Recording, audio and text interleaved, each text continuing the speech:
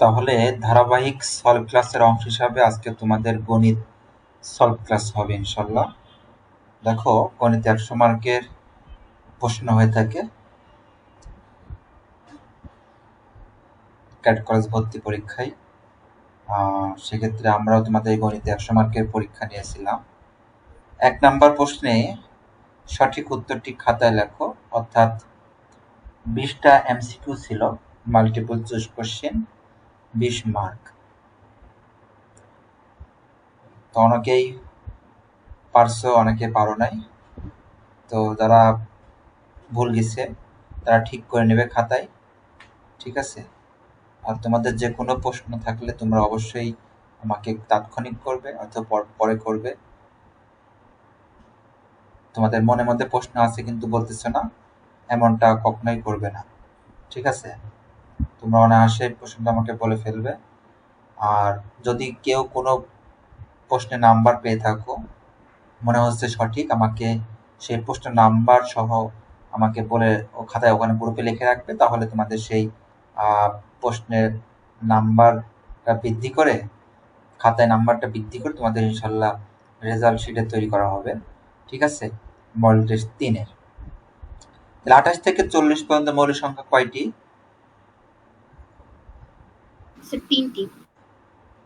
তিনটি। 29, 31, এরপরে হচ্ছে 37, তাই না? তিনটি।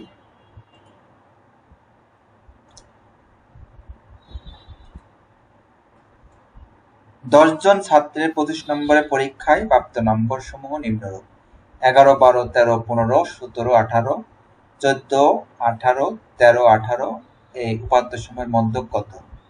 তাহলে তোমাদেরকে আগে আমাদের এই ছোট থেকে বড় কমে সাজাতে হবে। এরপর মাঝখানের যে পদটা, ঠিক আছে, মাঝখানের যে দুইটা পদ জোর হলে দুইটা পদ নিয়ে 2 দ্বারা ভাগ করলেই মধ্যকটা পেয়ে যাবে। তাহলে কত হবে বলো?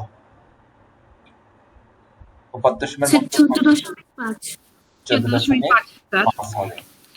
উপাত্তের গড় কত? অর্থাৎ এই 10টা সংখ্যা যোগ করে 10 দ্বারা ভাগ করলেই তোমার হচ্ছে কত হবে বলো তো? 14.9। উপাত্তের গড় কত? এগুলো যোগ করতে হবে, যোগ করে 10 দ্বারা ভাগ করতে হবে। কত হবে?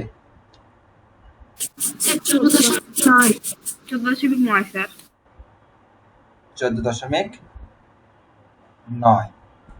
দেখো, সূচকের নিয়ম অনুসারে যোগ থাকলে গুণ করতে হয়, গুণ থাকলে যোগ করতে হয়। অর্থাৎ এখানে আছে হচ্ছে গুণ, 7 আর 8 কত হয়? 15 হয়, তার মানে 15, ঠিক আছে? সমান চিহ্ন সংবলিত গাণিতিক বাক্য কি বলা হয়? সমীকরণ, ইকুয়েশন। সমীকরণের অজানা রাশিকে কি বলা হয়? চলক, ঠিক আছে? ভেরিয়েবল যার মান পরিবর্তনশীল। একটি সমীকরণে কয়টা পক্ষ থাকে? 2টি পক্ষ থাকে, ঠিক আছে? x + 4 = 12।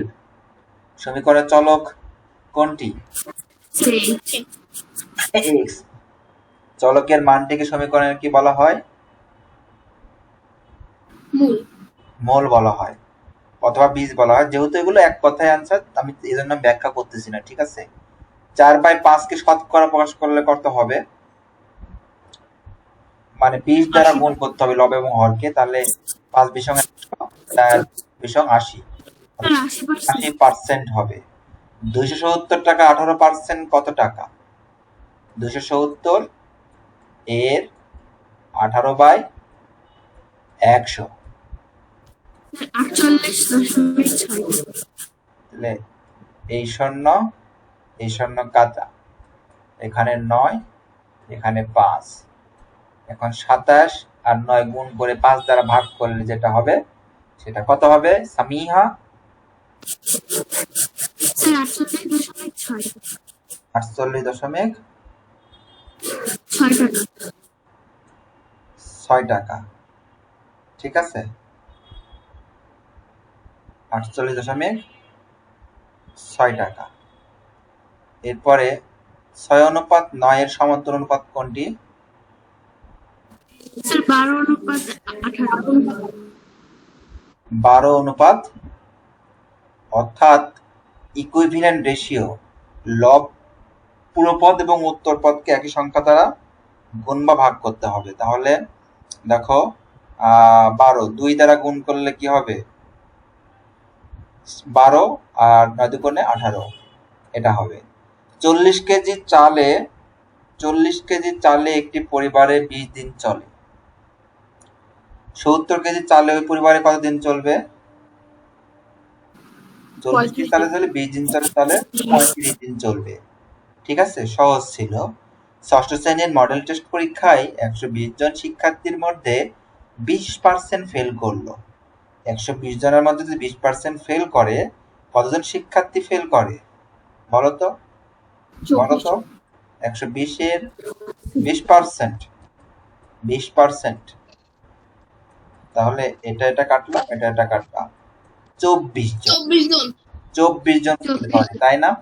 একদম সহজ ছিল। একটি শ্রেণীতে মোট পরীক্ষার্থী 90 জন, ছাত্র এতজন, তাহলে ছাত্র ও ছাত্রীর অনুপাত কত? যে ছাত্র যদি হয় 50, তাহলে অবশ্যই ছাত্রী 40, তাহলে 5:4 হবে।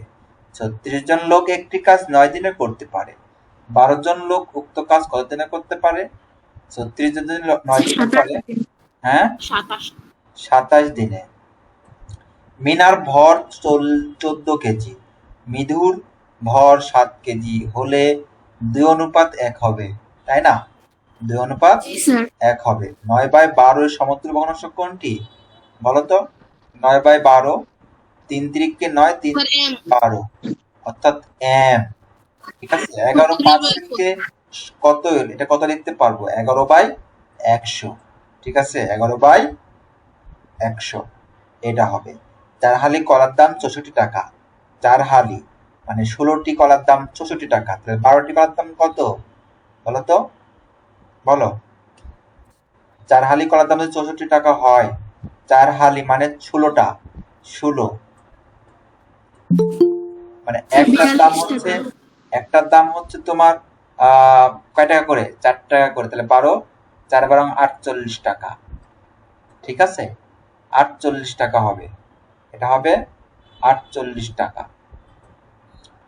48 টাকা হবে। বোঝা গেছে? জি স্যার। তোমাদের 1 নাম্বার প্রশ্নে কারো কোনো কিছু প্রশ্ন আছে বলো? কারো প্রশ্ন থাকলে আমাকে বলতে পারো যে স্যার আমি এখন 1 নাম্বারটা বুঝতে পারি নাই। তাহলে আচ্ছা, দেখো 60 ডিগ্রি কোণ আঁকাতে কয়টা বৃত্তচাপ প্রয়োজন হয় বলো তো?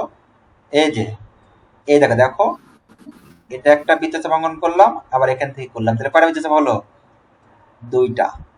ঠিক আছে, 2টা। 3:20 দ্বিগুণ অনুপাত কত হবে ইনান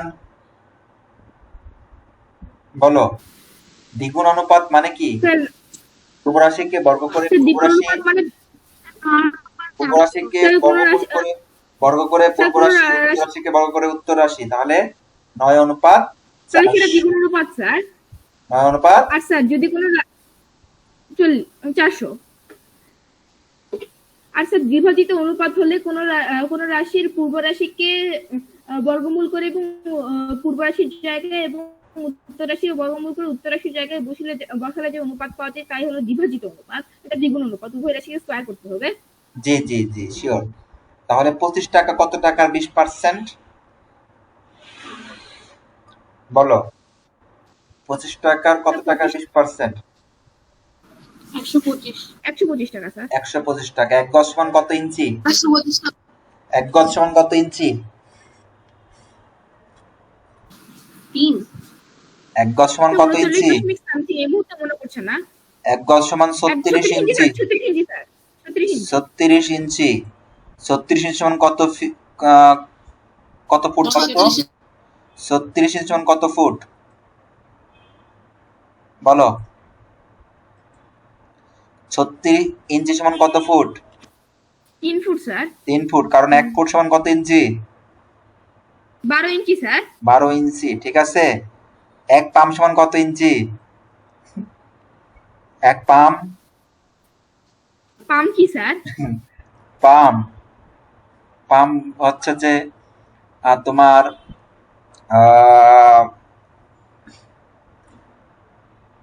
আঙ্গুলের প্রস্থকেই কি বলে সামিহা?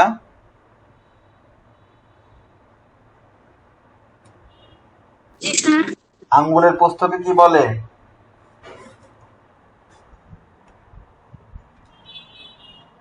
আঙ্গুলের প্রস্থকে কি বলে সামিহা?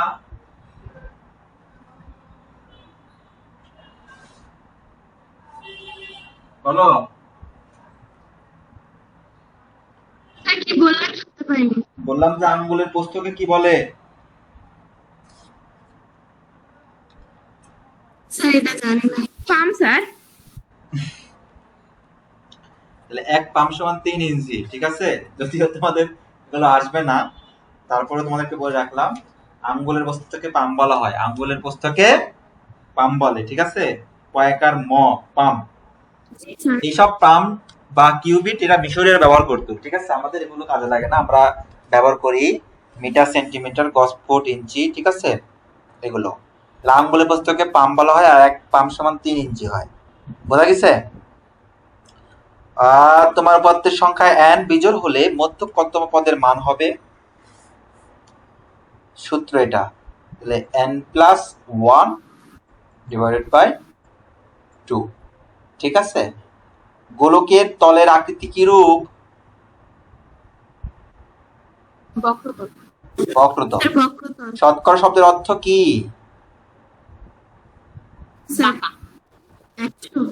প্রতিশতে 100। বিপরীত ভগ্নাংশ কাকে কাকে বলে? বিপরীত ভগ্নাংশ, গুণাত্মক বিপরীত ভগ্নাংশ একই জিনিস, ঠিক আছে। Multiplication of inverse, reciprocal of fraction. Reciprocal of fraction মানে বিপরীত ভগ্নাংশ, আর গুণাত্মক বিপরীত ভগ্নাংশ মাল্টিপ্লিকেশন অফ ফ্র্যাকশন একই জিনিস, ঠিক আছে। তবে অ্যাডিটিভ ইনভার্স এটা কিন্তু আলাদা জিনিস, আবার যোগাত্মক বিপরীত ভগ্নাংশ এটা। দুইটি ভগ্নাংশের গুণফল 1 হলে একটি ভগ্নাংশ অপর ভগ্নাংশটির বিপরীত ভগ্নাংশ বলা হয়, যার ইংরেজি হচ্ছে রেসিপ্রোকাল অফ ফ্র্যাকশন, ঠিক আছে। রেখাচিত্রের y অক্ষ বরাবর কি বসানো হয়? বলো। গণসংখ্যা। গণসংখ্যা। গণসংখ্যার অপর নাম কি? ঘটন সংখ্যা। ঘটন সংখ্যা স্যার। ঘটন সংখ্যা। ঘটন সংখ্যা। হ্যাঁ, ঘটন সংখ্যা। গণসংখ্যা কাকে বলে?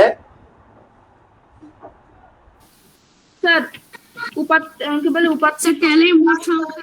ট্যালির মোট সংখ্যাকে গণসংখ্যা বলে, গণসংখ্যা বলে। ট্যালির মোট সংখ্যাকে উপাত্তের মোট সংখ্যাকে। ট্যালির মোট সংখ্যাকে গণসংখ্যা বলে। আর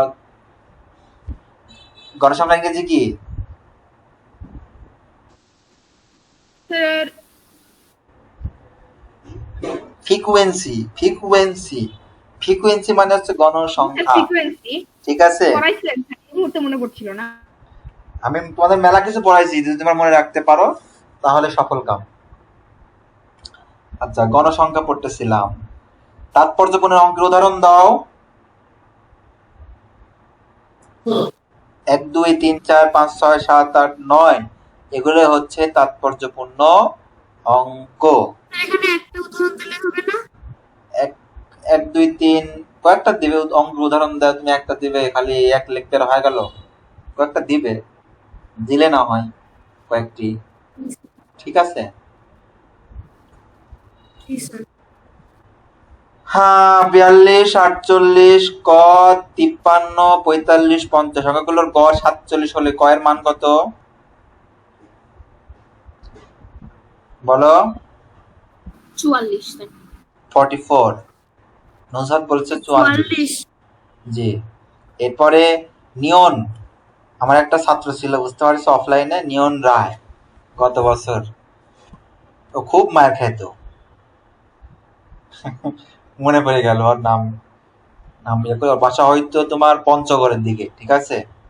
এখানে থাকতো, এখানে হচ্ছে বাবা চাকরি করতো, আর মা চাকরি করতো কক্সবাজার। তোর সেখানে থাকতো, তাহলে আমি খুব মারতাম আর কি,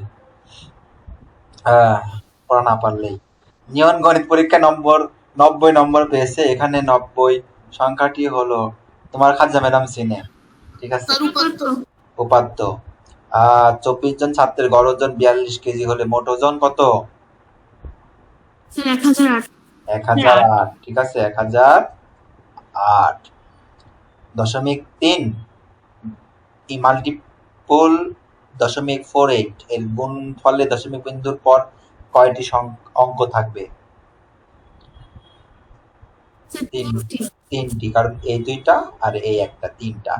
বৃত্তের ড্যাশ জ্যাকে ব্যাস বলে? বৃত্তের কেন্দ্রগামী জ্যাকে ব্যাস বলে, ঠিক আছে।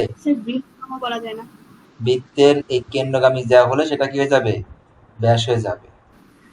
কেন্দ্রতে গেলেই সেটা ব্যাস হয়ে যাবে, কেন্দ্রতে গেলেই সেটা ব্যাস হয়ে যাবে। কি বলতেছ? বললাম স্যার বৃহত্তম বললে হবে না। বৃত্তের বৃহত্তম জ্যাকে ব্যাস বলে? হ্যাঁ স্যার। হবে, তবে এখানকার শূন্যস্থানটা বোঝাচ্ছে যে কেন্দ্রগামী জ্যাকে ব্যাস বলে, ওটাও হবে। শতকীটে কয়টা ঘর থাকে? শতকীটে ঘর থাকে 100টি। 2400 টাকার 75% কত টাকা? 75 আর 24 দ্বারা গুণ করলে যেটা হবে সেটাই অ্যান্সার। 1800 টাকা হয় 24 75 গুণ করলে। 3/8 কে শতকরা প্রকাশ করলে কত হবে? 37.5%। যেহেতু শতকরা বলেছে, অনুপাতের প্রথম পদটি ভগ্নাংশ হিসেবে লেখা হয় লব। ইংরেজি কি? ইংরেজি কি? লব, নিউমিরেটর, আর হয় ইংরেজি ডিনোমিনেটর। শতকরা এমন একটি অনুপাত যার উত্তর পদ 100, ঠিক আছে। তাহলে কারো সমস্যা আছে? আমরা এটা কয় নাম্বার করলাম?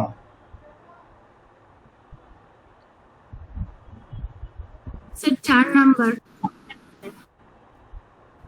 আচ্ছা, 3 নাম্বার, সত্য মিথ্যা নির্ণয় করো। এটা বাদ পড়ে গেছে। 320 টাকা 16 টাকা মূল্যের 25টি কলম কেনা যাবে? বলো। 320 টাকায় 16 টাকা মূল্যের 25টা, 16 আর 25 গুণ করলে 320 হবে? না স্যার, তাহলে এটা মিথ্যা। 990 টন, বলে তো 1 টন সমান কত মন? ইনান স্যার 1 টন সমান কত মন? এটা তো আমার ঠিক মনে পড়ছে না স্যার। 27 মন 9 অনেকে বলে সেই হিসাবটা আমাদের করাননি আপনি। 27.5 মন অনেকে বলে, কিন্তু এটা তো 27 মন 9 এই জন্য তো সলভ ক্লাস, যে কোনো কিছু বাদ থাকলে এখানে হয়ে যাচ্ছে, বুঝতে পারছো? আর যারা সলভ ক্লাস করতেছে না, মনে করে আমি সব পারি, সে বোকার স্বর্গে বাস করতেছে, ঠিক আছে। তাহলে 990 টন চালের 56%, এটা হবে? মনে হয় হবে না, এটা মিথ্যা। 300 টাকা 24% যত হয় 400 টাকা 18% কত হবে? 3 8 24, 4 রং 72, হবে না? হবে 4 রং 72, ও হবে 3 24 রং 72, 4 রং 72, ঠিক আছে, এটা সত্য, ঠিক আছে। 23% কে অনুপাতে প্রকাশ করলে এটা সত্য। 23% কে, এটা সত্য। অনুপাতে প্রকাশ করলে এটা তো ভগ্নাংশ, তাই না? অনুপাতে যদি লেখা থাকতো 23 অনুপাত 100, তাহলে কিন্তু হতো আবার, ঠিক আছে। লোক সংখ্যা দ্বিগুণ হলে কাদের সংখ্যা দ্বিগুণ হয়? মিথ্যা। সমতুল ভগ্নাংশ সমতুল অনুপাত আলাদা? সমার্থক না। বৃত্তের বড় অংশকে বলা হয় অধিচাপ, এখানে আছে উপচাপ, তাহলে এটা মিথ্যা। 20 থেকে 30 পর্যন্ত সংখ্যাগুলোর মধ্যক 5তম পদ? সবই তো প্রায় মিথ্যা হচ্ছে গো। 30 থেকে 50 পর্যন্ত মৌলিক সংখ্যার গড় 39। রেখাচিত্রে ওয়াই অক্ষটিকে বলা হয় আনুভূমিক রেখা। আনুভূমিক রেখার নীতি কি বলতো? সামিহা, সামিহা বলো তো, সামিহা। না পারলে সময় নেবে না গো, স্যার মনে নেই। মনে নেই, সময় না যাবে না। নৌজাদ বলো, না পারলে সময় না যাবে না গো, কারণ আমাদের স্যার এটা হরিজন্টাল লাইন নাকি? ভার্টিকাল, ভার্টিকাল লাইন, ঠিক আছে। আর হচ্ছে যে উলম্ব হচ্ছে কি, উলম্বকে বলা হয় হরিজেন্টাল লাইন, ঠিক আছে। উলম্বকে বলা হয় হরিজেন্টাল বা খাড়া।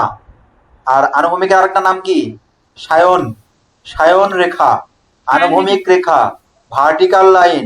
আর উলম্বকে বলা হয় হরিজন্টাল লাইন, খাড়া রেখা, উলম্ব রেখা, হরিজেন্টাল লাইন। যা আছে তোমাকে সব বলে দিলাম, ঠিক আছে। তোমরা বুঝতে পারছো কি? জি স্যার। এই ইনান, জি স্যার। আমি আবারও বলতেছি, যেটাকে বলা হয় উলম্ব, ইংরেজিতে বলা হয় হরিজেন্টাল, আরো বলা হয় খাড়া রেখা, ঠিক আছে। আর এটাকে বলা হয় হচ্ছে কি আনুভূমিক বা সায়ন রেখা বা হচ্ছে ভার্টিকাল লাইন, ঠিক আছে। তাহলে 4 পর্যন্ত হয়ে গেল। এবার আমরা 5 নাম্বারটা করব। 5 নাম্বারটা হচ্ছে গাণিতিক সমস্যার সমাধান। কোন শ্রেণী 10 জন পরীক্ষার্থীর প্রাপ্ত নম্বর নিচে দেওয়া হলো। এই 10 আর তোমার হচ্ছে যে 10 জন শিক্ষার্থী এখানে আছে, এর মধ্যক নির্ণয় করতে হবে। অর্থাৎ ছোট থেকে বড় ক্রমে সাজিয়ে মাঝখানে 2টা পদ, যেহেতু 10 আছে এটা জোড় সংখ্যা, মাঝখানে 2টা পদ নিয়ে 2 দ্বারা ভাগ করলে সেটা হয়ে যাবে, তোমার 5 মার্ক পেয়ে যাবে। উৎপাদকে বিশ্লেষণ করো। X square minus 515 1 x plus 650, তার মানে 650কে ভাঙতে হবে, ভেঙে 51 আনতে হবে। তাহলে কত হবে বলো তো? 26 আর 25 গুণ করলে কত হয়? 26 আর 25 গুণ করলে কত হয়? তোমাদের কি জানা আছে? 26 আর 25 গুণ করলে কত হয়? 650 স্যার। 650, 650। তাহলে 51 আছে এখানে। 650, হ্যাঁ হয়ে যাবে। তাহলে মাইনাস 26x মাইনাস 25x, এই তো হয়ে যাবে। তাহলে 26 আর 25 যোগ করলে 51 হয়, ঠিক আছে।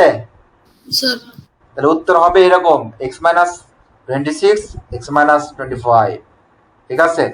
এরপরে 4x square minus 4xy plus y square minus z square, তার মানে এটা একটা সূত্র পড়ে গেছে, a minus b whole square, ঠিক আছে।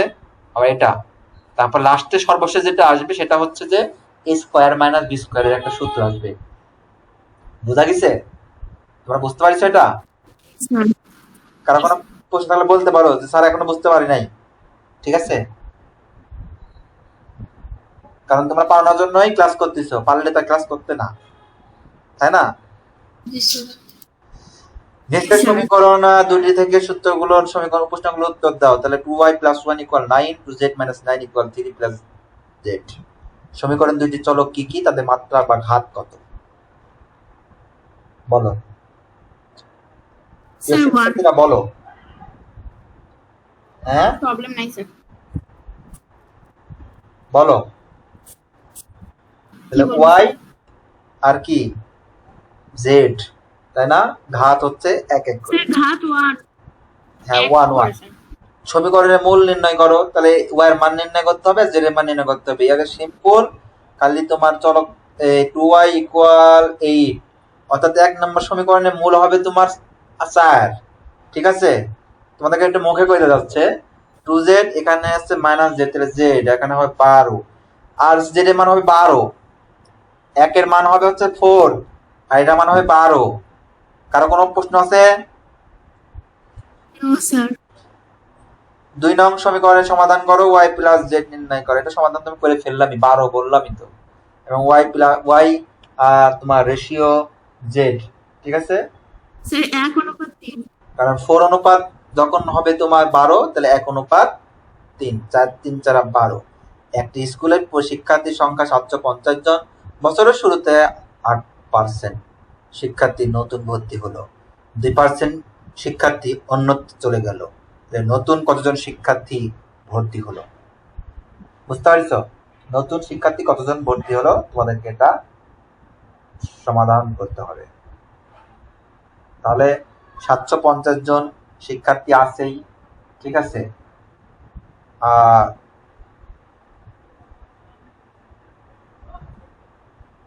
কত পার্সেন্ট? 8% নতুন ভর্তি হলো। তাহলে 750-এর 8% কত হবে? 60 স্যার। স্যার 60 জন।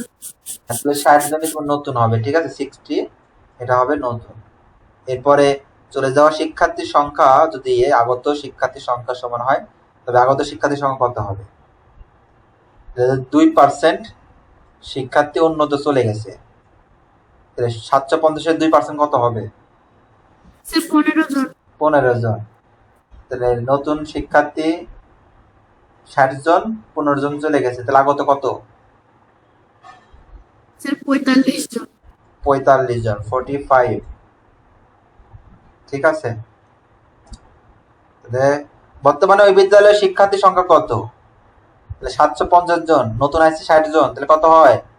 810 জন। আর 2% 15 জন চলে যায়, তাহলে 810 থেকে 15 বাদ দিলে কত হবে? 795 জন। 795 জন শিক্ষার্থী, ঠিক আছে। আগত শিক্ষার্থী শতকরা কত? শতকরা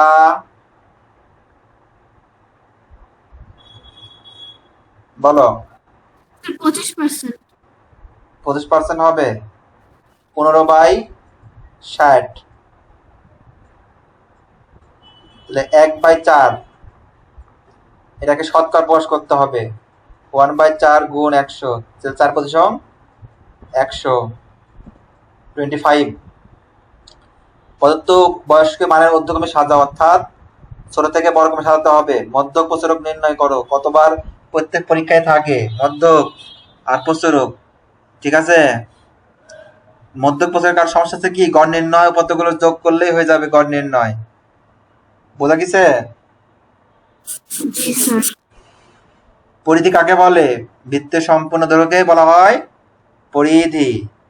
অনুরূপ কোণ কাকে বলে? যখন দুইটি সরলরেখাকে একটি সরলরেখা ছেদ করলে ছেদকের একই পাশে যেসব কোণ উৎপন্ন হয় তাকে বলা হয় অনুরূপ কোণ, ঠিক আছে। অথবা একটি সমান্তরাল সরলরেখাকে অপর একটি সরলরেখা ছেদ করলে, সমান্তরাল সরলরেখা আর সরলরেখা কিন্তু আলাদা জিনিস, ঠিক আছে।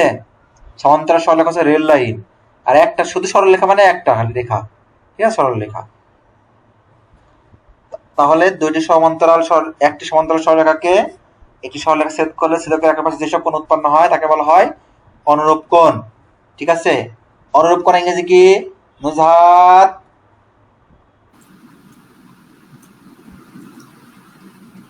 স্যার মুনতাসির বলো। Alternative angle. হ্যাঁ, sir corresponding angle. Corresponding angle. Muntasir আসো।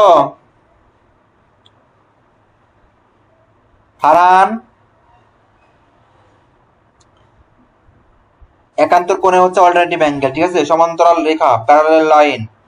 সমান্তরাল রেখা হচ্ছে একই সমান্তরাল দুইটি ভিন্ন সরলরেখাকে সমান্তরাল রেখা বলে, ঠিক আছে। ছেদক কাকে বলে? দুই বা ততোধিক সরলরেখাকে ছেদ করলে তাকে ছেদক বলে, যার ইংরেজি হচ্ছে ট্রান্সভার্সাল, ঠিক আছে। সমকোণী ত্রিভুজের সমকোণের বিপরীত বাহুকে আনুভূমিক রেখাকে ভূমি বলে, যার ইংরেজি হচ্ছে বেস। সমকোণী ত্রিভুজের সমকোণের বিপরীত আনুভূমিক রেখাকেই ভূমি বলে। বোঝা গেছে? এই ছিল তোমাদের গণিত সলভ